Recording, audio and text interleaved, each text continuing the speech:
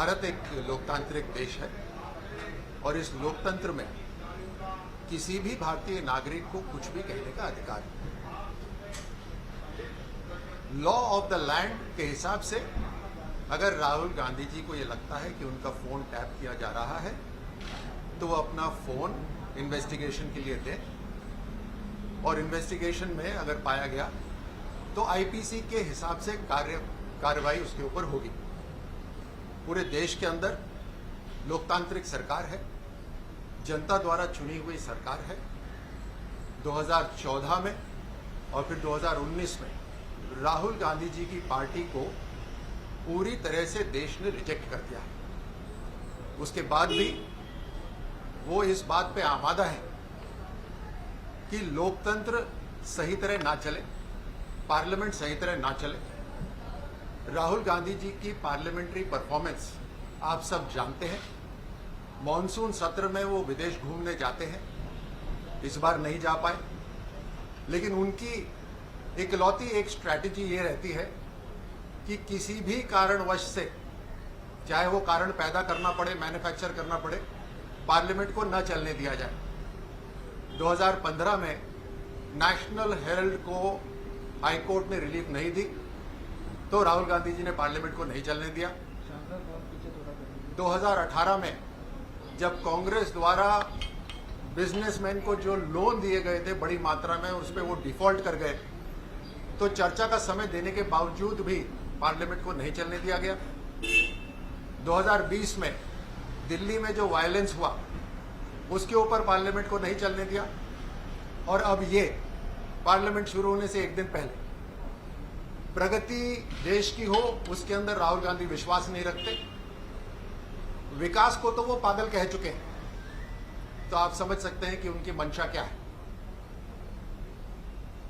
और राहुल गांधी के फोन को कौन टैप करेगा? कोई जूनियर कॉपीराइटर भी आपका वहां नहीं कॉपी करना चाहेगा, उसमें कुछ ओरिजिनल तो होता नहीं है। तो इंटेलिजेंस ब्यूरो तो बहुत दूर की बात है। पूरे देश को ये संदेश देना चाहते हैं कि देश आगे बढ़ रहा है, बहुत तेज गति से आगे बढ़ रहा है, मजबूती से आगे बढ़ रहा है, लेकिन कुछ ताकतें हैं जो देश को पीछे खींचना चाहती हैं, धकेलना चाहती हैं।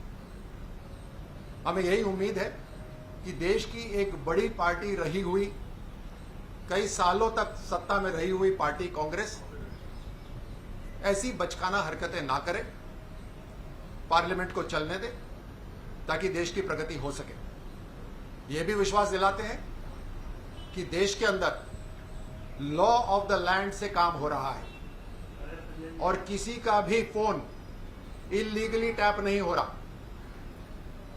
जो देश के कानून है उस हिसाब से काम हो रहा है और कोई भी एजेंसी गैर कानूनी काम नहीं कर रही। अगर कर रही है तो देशवासियों को, किसी को भी अधिकार है कि जिसे संदेह है अपना फोन दे, उसकी तहकीकात होगी और उसके बाद अगर कोई भी एजेंसी या कोई भी व्यक्ति गैर कानूनी काम कर रहा है तो आईपीसी के तहत काम होगा। अब हम इंतजार करेंगे कि राहुल गांधी फोन अपना कब देंगे ताकि उसके ऊपर इन्वेस्टिगेशन हो सके।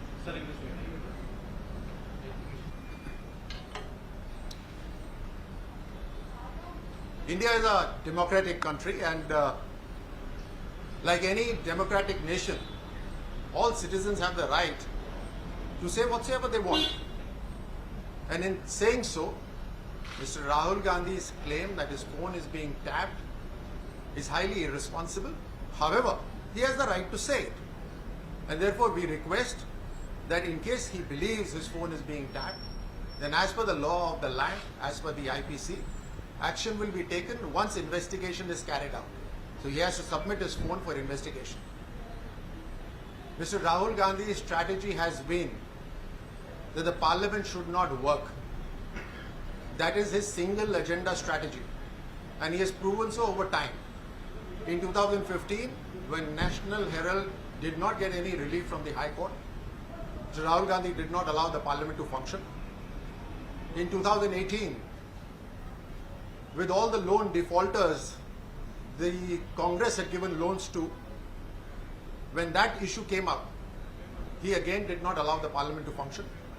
In 2020, he did not allow the parliament to function because of Delhi riots.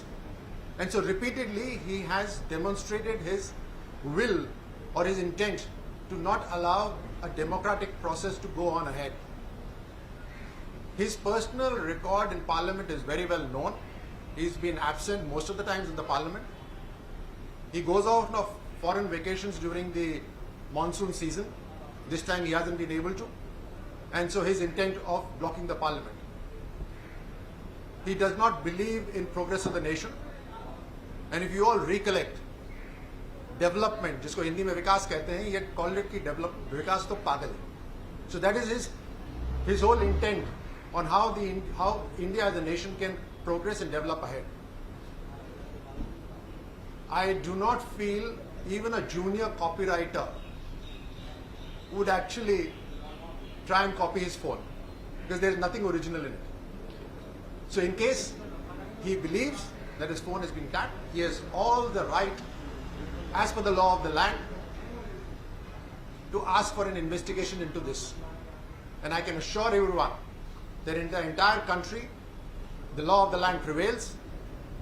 The country's government is focused on development, and the development's first step takes place in the parliament, and therefore the Congress must allow the parliament to function. No phone or no gadget in the entire country is being recorded or tapped illegally. And if anyone who feels that his phone or gadgets are being recorded, they have all the right to file an FIR, and the law of the land will prevail. नमस्कार, मैं हूं मानक गुप्ता।